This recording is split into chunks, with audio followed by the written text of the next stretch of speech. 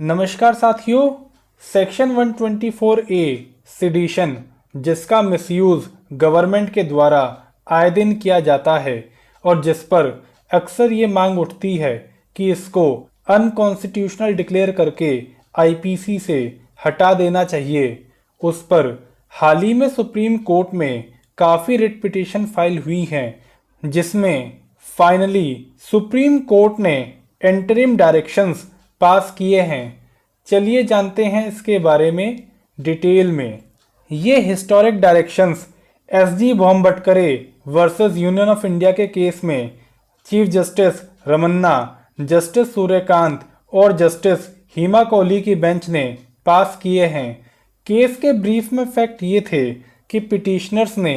Section 124 ए IPC, जो कि sedition को डील करता है, उसको चैलेंज करा था और ये कहा था कि ये प्रोविज़न अनकॉन्स्टिट्यूशनल है, जिसमें सुनवाई के दौरान सुप्रीम कोर्ट ने पार्टीज को ये डायरेक्शन दिए थे कि वो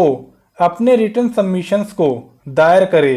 और इसमें यूनियन ऑफ इंडिया की तरफ से सॉलिसिटर जनरल ने काउंटर एफिडेविट फाइल करने के लिए एडिशनल टाइम मांगा था, जिसके बाद 9 मई को यूनियन ऑफ इंडिया की तरफ से एफिडेविट दाखिल किया गया था,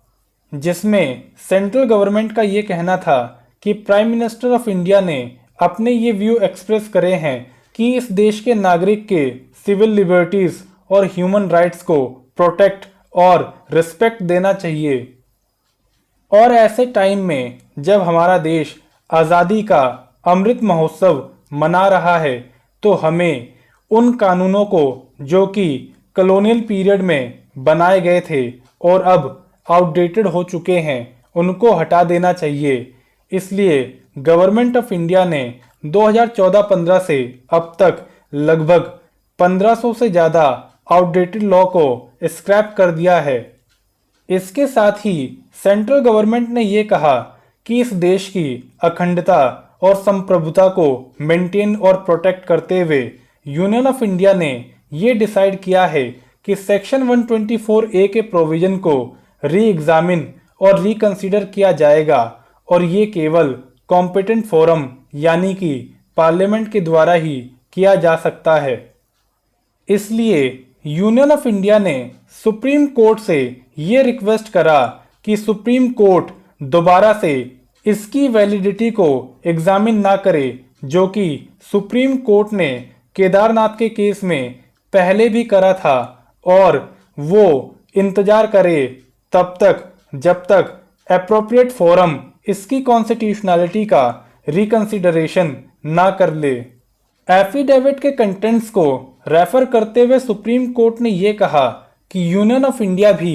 सुप्रीम कोर्ट के इस ओपिनियन के साथ सहमत है कि सेक्शन 124 ए का जो प्रोविज़न है वो इस समय के सोशल सिनेरियो के साथ तालमेल नहीं खाता। इसलिए सुप्रीम कोर्ट ने कहा कि जब तक इस प्रोविज़न का री एग्जामिनेशन होता है, तब तक ये उचित होगा कि गवर्नमेंट के द्वारा इसका इस्तेमाल ना किया जाए। और इसके बाद सुप्रीम कोर्ट ने कुछ डायरेक्शंस पास किए। सबसे पहला,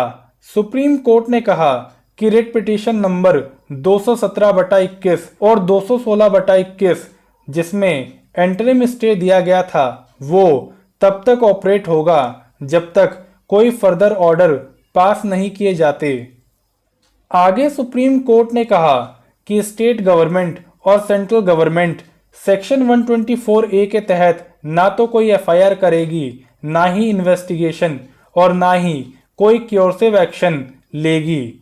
पॉइंट नंबर सी में कोर्ट ने ये कहा कि अगर इस प्रोविज़न के तहत कोई फ्रेश केस रजिस्टर होता है, तो अफेक्टेड पार्टी अपनी लिबर्टी को प्रोटेक्ट करने के लिए एप्रोप्रिएट कोर्ट के पास अप्रोच कर सकती है। फिर कोर्ट ने ये कहा कि सेक्शन 124 ए के तहत जितने भी पेंडिंग ट्रायल्स और अपील हैं, वो तब तक के लिए होल्ड पे रखे जाते हैं जब तक ये रिकंसिडरेशन के लिए पेंडिंग है। और फिर सुप्रीम कोर्ट ने ये कहा कि यूनियन ऑफ इंडिया के पास भी ये पावर है कि वो फर्दर डायरेक्शन इशू कर सकती है स्टेट गवर्नमेंट और यूनियन टेरिटरीज को, ताकि सेक्शन 124A का मिसयूज ना किया जाए। और अंत में सुप्रीम कोर्ट ने कहा कि ये सारे डायरेक्शंस तब तक कंटिन्यू रहेंगे जब तक इसके रिगार्डिंग कोई फर्दर ऑर्डर पास नहीं किया जाता। और इसी के साथ ही इसी प्रकार की लेटेस्ट अपडेट के लिए विधि गंगा को सब्सक्राइब करके बेल आइकन को ऑन करना ना भूलें।